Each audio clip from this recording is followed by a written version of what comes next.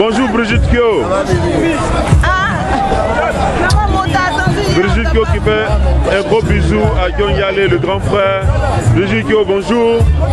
En 2 secondes, ton impression, donne-nous ton analyse de la situation. Je vous remercie.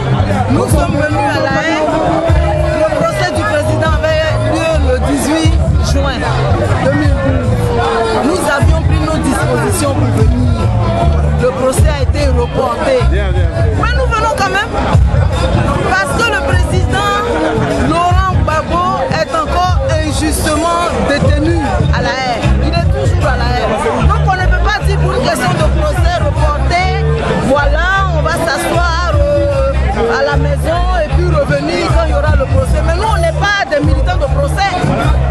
Nous sommes des militants du Front populaire ivoirien, des patriotes, des résistants.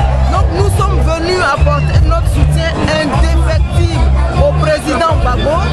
Mais en même temps, c'est le lieu de dire ici et maintenant que nous exigeons sa libération immédiate et sans condition.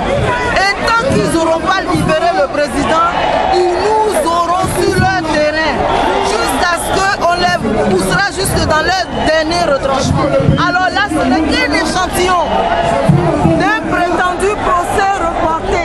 Mais alors, dites-moi, qu'est-ce que ça sera le jour du procès? Mais il ne perd rien pour attendre. Les Anglais disent wait and see. Il ne perd rien pour attendre. Il faut qu'il le libère, le président Gbagbo. Et en même temps, j'en profite pour exiger ici et maintenant la libération du président du Front populaire ivoirien, le camarade Affi N'Guessan. Dites-moi, dans quelle démocratie le président d'un parti politique, d'un parti, le plus grand parti de l'opposition, peut-il être en prison? Est-ce que c'est normal? Parce que nous ne sommes pas dans une démocratie en Côte d'Ivoire, nous sommes dans une dictature. Et c'est pour ça, baïonner l'opposition, museler l'opposition, ils ont mis le président du Front populaire ivoirien en prison, accompagné de tous les leaders de notre parti. Alors nous exigeons leur libération. Et exigeons la libération de tous les prisonniers politiques et le retour de tous les exilés.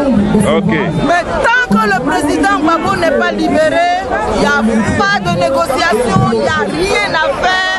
C'est le président Gbagbo comme préalable à toute chose. De toute façon, c'est avec lui qu'il faut discuter. Et nous, il nous donne des instructions. Voilà.